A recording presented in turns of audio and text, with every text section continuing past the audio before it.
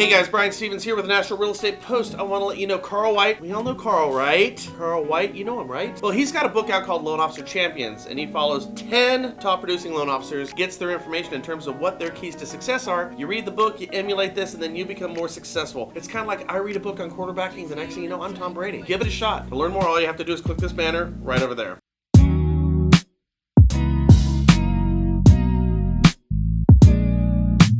So here's a shot across the bow. Refinances plunged 31% year to year on the week ending November 12th, and this is according to a survey that was published by the Mortgage Bankers Association. A conversation we talk about ad nauseum, and it's right before our eyes. This report, by the way, was last Wednesday. And get this, refinance volume nosedived a full 5% in this last week alone. Now, if you're doing the math on this, and you should, at this rate, we're going to be down the 71% that the Mortgage Bankers Association forecast just a few weeks back. They're tracking ahead of schedule. And if you understand this, 6 weeks from now is New Year's.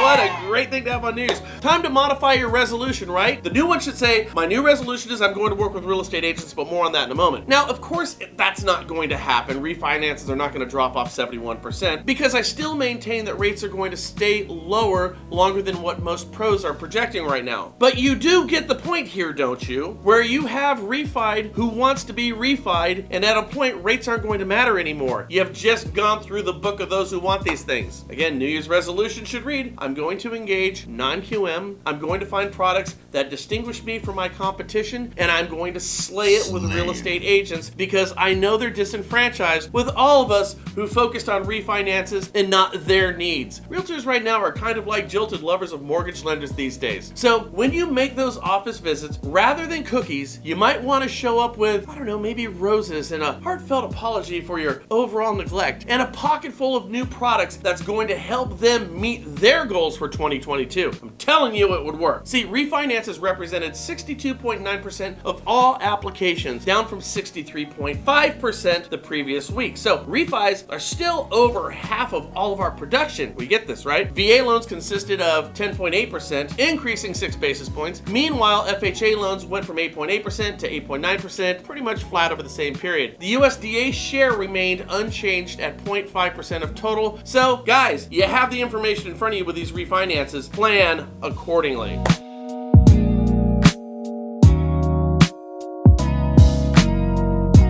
So, where you're at right now, what are your loan limits today? Have they already changed? Did they go up? Well, they might be changing again in a big way for 2022, courtesy of us not building homes and having this massive price appreciation. This is from the Wall Street Journal. The rapid rise in home prices over the past year is prompting Fannie Mae and Freddie Mac to revisit the maximum size of home mortgages that they're going to back for 2022. Pretty cool, right? They're possibly going to increase these, which means they're going to nearly $1 million in some areas. Thank you, San Francisco. Thank you, New York. The GSEs currently back single-family residences up to $548,250 for most areas, $822,375 in high-cost areas like California and New York, and the baseline levels are expected to go up to $650,000 with $1 million in high-cost areas. The new limit should take effect in January 2022, which is just right around the corner. So once again, the theme of the day, plan accordingly. Before Zillow took a crap, and they did take a crap, and they will be back, or if they don't come back, they're going to be replaced by another deep-pocketed iBuying platform that we are yet to identify. But before Zillow flamed out, in the third quarter of 2021, iBuyers accounted for 1.6% of all homes purchased in the United States. That's around 28,000 homes, nearly double the 15,000 homes that were purchased by iBuyers just the previous quarter, the second quarter of 2021. Now keep in mind, this number looks small. Hey, Brian, it's not even 2%, right?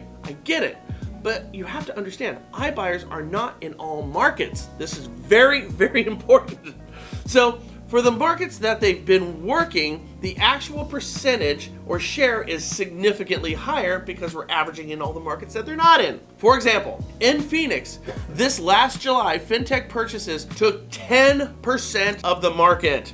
That is massive. Now, here's why lenders should be just as concerned or even more concerned than real estate agents. Because as we just told you a few seconds ago, refinances are over 60% of all mortgage production. And we're down 31% on that 60% year over year. And we're down, I just told you, a whopping 5% on top of that just this last week. Suggesting a lot of your business is going to go away. And these fintech companies, they're spreading everywhere. And if you're in the Phoenix market, understand, you can lop an additional 10% off of the 40% that you already have in lost production, because you ain't getting any of that fintech purchase business. Why? Because they have their own lenders. And like I said, they're growing and they're coming to a theater near you. See, we need to be mindful because these fintech platforms also have an unquenchable thirst and a veritable never-ending stream of capital for ready, willing, and able investors who are looking to park their money right now in areas of investment that still looks like it could make a fella a couple of bucks. Now, as I said earlier, for this entire show, that's the conflict. We have the solution that we alluded to. Number one, get your non-QM in line right now. And as we said before, Oak Tree Funding has phenomenal products. All you have to do is click this banner right over there to talk with those guys, and great rates. And number two, get products that allow you to go toe-to-toe with these fintech companies. And as we've said over here, the belief is that technology in fintech markets are going to make things better, faster, and cheaper. Definitely does not make things better, definitely makes things faster, and now we have to amend one of our statements of the past. In some cases, it actually does make things cheaper. Now, we over here at the National Real Estate Post, we are in touch with people who can give you the products to make you faster, to where all your offers have a cash alternative for both houses that you're selling and buying. For loan officers, this is going to help you in the realtor recruiting campaign area that you'll need to succeed for 2022. Just look at the show. And for realtors, this is quite simple. Get more offers accepted, get them accepted faster, because all your buyers are going to come across as non-contingent in the future. And if you want more information from this, and to get more information on this, all you have to do is click this banner right over there, and you'll come into us and we'll find out exactly what your needs are, and we'll get you guys up to speed with a lot of these fintech companies. All right, guys, we'll talk with you soon. Have a great day. Thanks.